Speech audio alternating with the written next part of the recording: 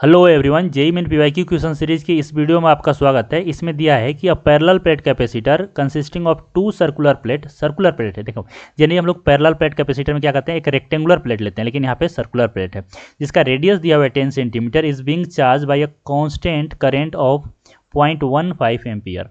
If the rate of change of potential difference between the plate is this 7 into 10 raised to power 8 volt per second, then the integer value of the distance between the parallel plate is, किसमें बताना है तो micrometer में। तो मान लेते हैं कि यह मेरा कैपेसिटर है, ठीक है, यह कैपेसिटर है, इसका रेडियस दिया हुआ है और डिस्टेंस अपने को निकालना है। तो देखो क्या क्या दिया है, पहले हम लोग लिख लेते हैं।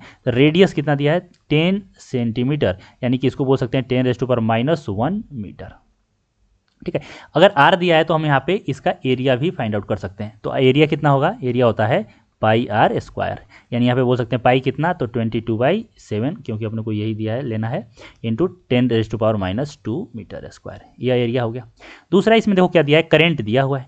करंट कितना है, तो यह दिया है 0.15 एम्पियर, यानी कि 15 into 10 raise to power -2 ampere, यह दिया है। दूसरा क्या दिया है कि इन दोनों प्लेट के बीच में जो पोटेंशियल ड्रॉप है, ध्यान रखना, dV/dt जो है वह दिया हुआ है, ठीक है, पोटेंशियल ड्रॉप। तो यहाँ पे dV/dt यहाँ पे लिख लेते हैं, dV/dt क्या है, तो इन दोनों प्लेट के बीच का जो पोटेंशियल डिफरेंस है उसका the rate of change of potential difference between the plate है। और यह कितना दिया है, यह दिया है 7 into 10 raise to power 8 volt per second, ठीक है भाई, यह भी हो गया अपना, ठीक है। तो अब देखो क्या है कि मान लेते हैं यहाँ से करंट आई फ्लो कर रहा है। तो अगर मैं बोलूं कि इस कैपेसिटर पे जो प्लस है, इसमें जो प्लस आया है चार्ज, यह है Q, और यहाँ पे माइनस आएगा। तो जो Q होता है, Q चार्ज ऑन कैपेसिटर, ठीक है, यह क्या है, charge on capacitor, Q is equal to क्या होता है, CV। अगर मैं इसे डिफ्रेंशिएट करूंगा तो देखो क्या मिलेगा, dQ/dt, और यहाँ पे C तो कांस्टेंट होता है, तो यह क्या हो गया, dV/dt। तो अगर ध्यान से देखा जाए यहाँ पे, तो dQ/dt क्या है भाई, वही तो है, यही I क्या है, dQ/dt ही तो है। तो I आ गया, I इज इक्वल टू आ गया CdV/dt। तो यहाँ से C कितना आ गया बताओ, तो यह I/dV/dt, यह आ गया। अब C को हम लोग क्या लिख सकते हैं, तो पैरेलल प्लेट कैपेसिटर में हम लोग जानते हैं कि C को हम लोग लिख सकते हैं, C को यह होता है A/ε0/d। ए क्या होता है, तो एरिया ऑफ प्लेट होता है, डी क्या होता है, तो डिस्टेंस बिटवीन द प्लेट होता है, एप्सिलॉन नॉट तो अपने लोग जानते ही हैं कि वह क्या होता है, permittivity of the free space, ठीक है भाई। तो यहाँ पे क्या हो जाएगा, यहाँ पे इसको हम लोग लिख सकते हैं A/ε0/d is equal to I/dV/dt।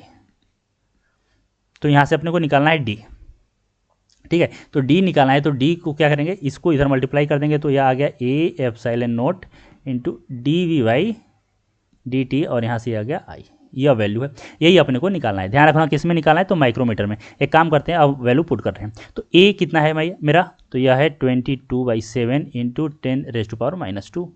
Epsilon naught तो यहाँ पे दिया है, यह लेना है, तो यह हो गया 9 इंटू 10 रेज़ टू पावर -12, ठीक है, इससे यह हो गया 12 इंटू भाई आई कितना है, तो आई है यह 15 इंटू 10 रेज़ टू पावर -2, ठीक है। आगे क्या है, ये मेरा यह ए हो गया, या एप्सिलॉन नॉट, या आई हो गया। अब dV/dt, तो dV/dt का वैल्यू दिया है 7 इंटू 10 रेज़ टू पावर 8। तो अगर यहाँ से हम लोग सॉल्व करें तो देखो यह क्या हो गया, यहाँ 7 से 7 गया, यह 3 और यह हो गया 5, ठीक है, और कुछ यहाँ से यह और यह चला गया। तो यहाँ पे अगर हम लोग इसे सॉल्व करें तो कितना आ गया, यह आ गया 66/5 इंटू यह आ गया 10 रेज़ टू पावर, यहाँ पे देखो यह कैंसिल हो गया, तो यहाँ से आ गया -4, यह आ गया। लेकिन अपने को चाहिए माइक्रो में, तो यहाँ पे हम लोग क्या करेंगे, 6600/5 इंटू 10 रेज़ टू पावर -6, यह हो गया मेरा मीटर में, क्योंकि 100 से मल्टीप्लाई कर दिया तो यह आ गया। तो यहाँ से आ गया 6600/5 माइक्रोमीटर।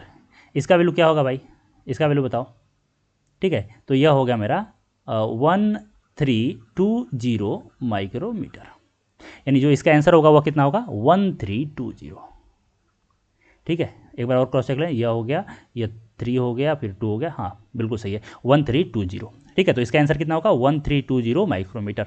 तो इसका डी आ गया, यह हो गया आंसर।